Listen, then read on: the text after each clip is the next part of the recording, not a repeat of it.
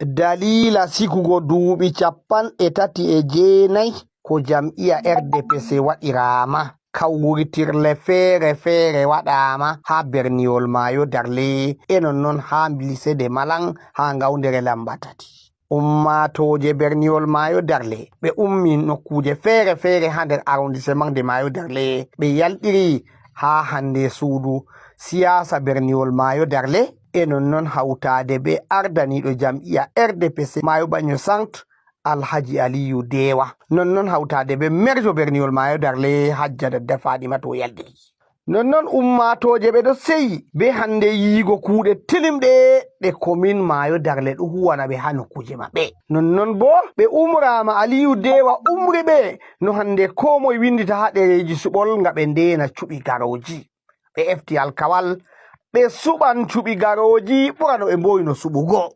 dalila kuuɗe tilimɗe ɗe Hajja Dadda Fadimatu ɗo huwana arrondissement de Mayo Darle ngam wurtingo ɓe nder ɓilla yara ɓe nder jaynitare. Hajja Dadda Fadimatu o yetti yimɓe maako o seyorake be hawtugo be yimɓe maako e non wodi taskaramji o waddani ɓe ngam o seyna ɓe. daraja o wonugo joɗa sera fam Mayo Darle ngam na moy foti warugo joɗa sera moɗon minin kam min ɗo andi daraja mon donc kanjum on waɗi mi wi président de OF nda carton sukar ɗuɗay kam sappo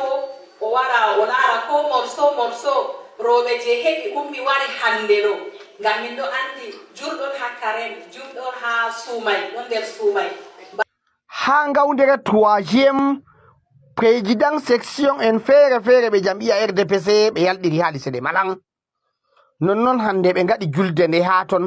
ummatoje ɗuɗɗe yalɗiri ardaniɓe jam'iya may feere ɓe ngari ɓe fuu maɓɓe boliɗe maɓɓe hawtugo hoore militant en RDPC winduturgo ha deftere suɓol renugo suɓol warowol mawri hawritirde nde saali dow jam ko ɗume bana Alhaji Isaga Dawda ardaniɗo jam'iya RDPC mo section dan o wolwi boliɗe tilimɗe ngam yarugo jam'iya maɓɓe yeeso e non ummatoje tawaɓe ɗuɗɓe ɗo seyi be tilmedam hawritirde